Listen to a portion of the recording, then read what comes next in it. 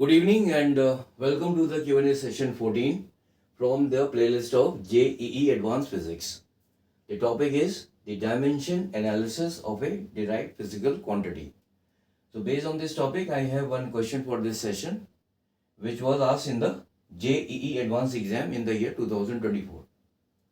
So the question here is, a dimensionless quantity is constructed in terms of electronic charge E, permittivity of free space epsilon naught, Planck's constant h and speed of light c, and it is given by e to the power alpha epsilon naught to the power beta h to the power gamma and c to the power delta.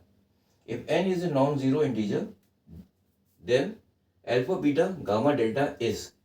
यहाँ पर चार options हैं और हमको सही option को choose करना है. तो यहाँ पर एक डायमेंशनलेस क्वांटिटी है and this is a derived physical quantity. Let us say it is P. So this is equal to e to the power alpha epsilon naught to the power beta h to the power gamma and c to the power delta. So first of all what we will do is we will find the dimensional formula of E epsilon naught h and c. So E यहाँ पर क्या है? E is electronic charge. Now we know that charge q is equal to I into t, where I is the current which is flowing in a conductor, t is the time and q is the net charge which is passing through a cross sectional area of a conductor in time t. So इसका जो dimensional formula होगा electronic charge का वो हो जाएगा a to the power 1 and t to the power 1. Now in the SI system of units there are 7 fundamental, or you can say the base quantities, and there are 2 supplementary quantities. The base quantities कौन कौन सी हैं? Mass, length, time, current, luminous intensity, amount of substance and the thermodynamic temperature. So the current is the symbol of the current is A, the symbol of the time is capital T. तो ये इसका dimensional formula हो गया किसका? Electronic charge का. Now we will find the dimensional formula of permittivity of free space.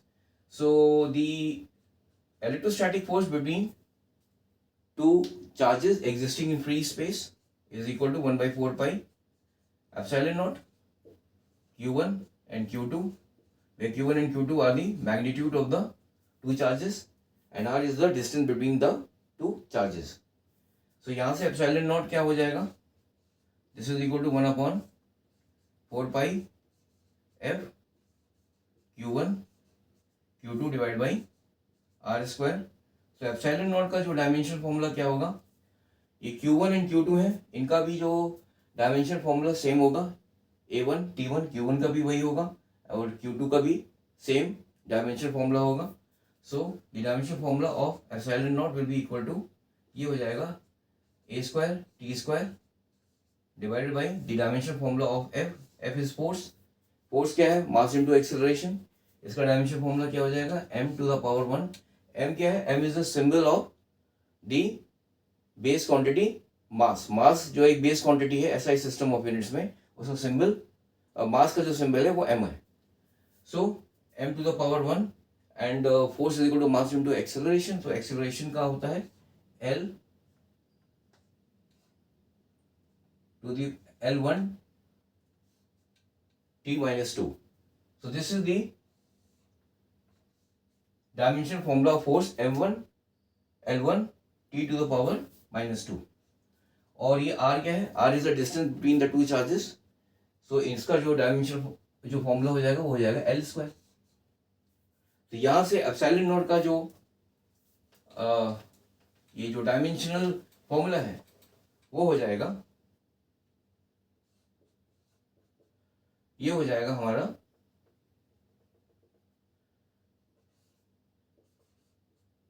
a square and this is t square, यहाँ t minus 2 है, ये हो जाएगा t4 एंड ये हो जाएगा m to the power minus 1 and l हो जाएगा minus 3. So this is the dimensional formula of epsilon naught. मैं इसको यहाँ लिख लेता हूँ, ये हो गया a to the power 2, t to the power 4, m to the power -1 and l to the power -3. And q का जो है सॉरी इलेक्ट्रॉनिक चार्ज का है dimensional formula that is a1 a to the power 1 and t to the power 1. अब हमें dimensional formula निकालना है Planck's constant का.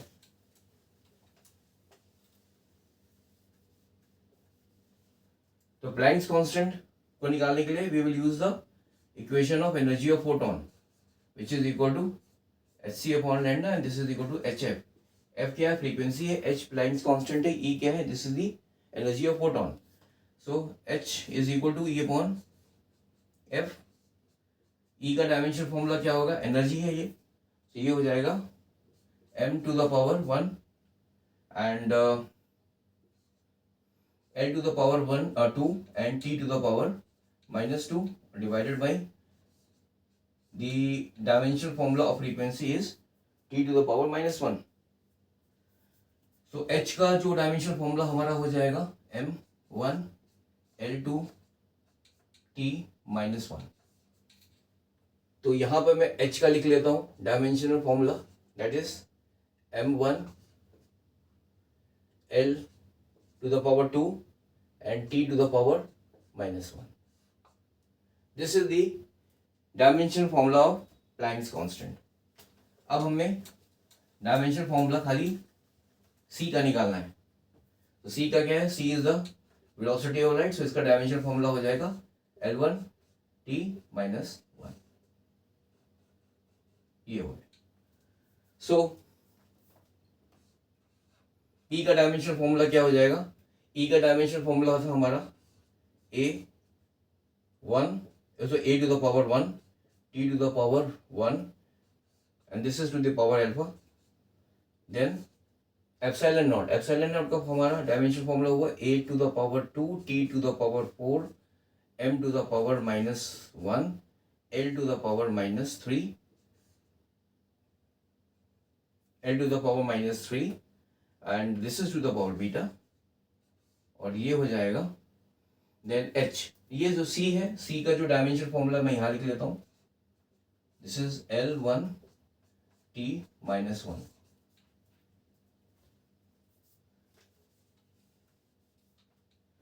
सो यहां पर h का जो प्लैंक्स कांस्टेंट h जो है this is the Planck's constant. तो इसका डायमेंशनल फॉर्मूला हो गया m to the power 1 l to the power 2 t to the power -1 and this is to the power gamma.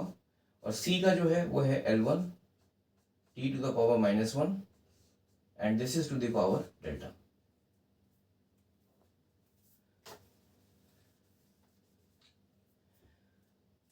अब हम यहां पर जो बेस क्वांटिटीज हैं that is current, time, mass, length, इनको हम सेग्रीगेट कर लेंगे.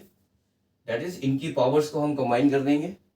सो ये हो जाएगा a to the power alpha. यहां पर क्या है? +2 बीटा. अब हम आ जाते हैं t पे. t क्या हो जाएगा? पावर अल्फा है. यहां पर क्या है? +4 बीटा. और यहां पर क्या है? Minus gamma. t to the power minus gamma और यहां पर हो जाएगा माइनस डेल्टा. तो t भी हो गया, a भी हो गया. अब आता है m. तो m की जो पावर्स हैं वो हो जाएंगी माइनस बीटा. यहाँ पे m नहीं, यहाँ पर m है, या माइनस बीटा हो जाएगा एंड देन यहाँ पर हो जाएगा प्लस गामा एंड लास्ट में हमारा बच रहा है ATL. L हो जाएगा यहाँ पर -3 बीटा और यहाँ पर L है हमारा +2 गामा और यहाँ पर L है हो जाएगा plus delta. So if P is A, if this is A, if P means this quantity that is e to the power alpha, epsilon naught to the power beta, h to the power gamma and c to the power delta. This is the derived unit and if it is dimensionless, तो ये A का power, T का power, M का power और L का power 0 हो जाएगा. So alpha plus 2 beta will be equal to 0 and T का पावर क्या है, alpha plus 4 beta minus gamma minus delta, ये भी 0 हो जाएगा, माइनस बीटा प्लस गामा, ये भी 0 हो जाएगा। और एक और हमारे पास में आ रही है, this is minus 3 beta plus 2 gamma plus delta, ये भी 0 हो जाएगा। तो ये 4 इक्वेशन से हमको, अब इसको मैं यहां पे रब कर देता हूं।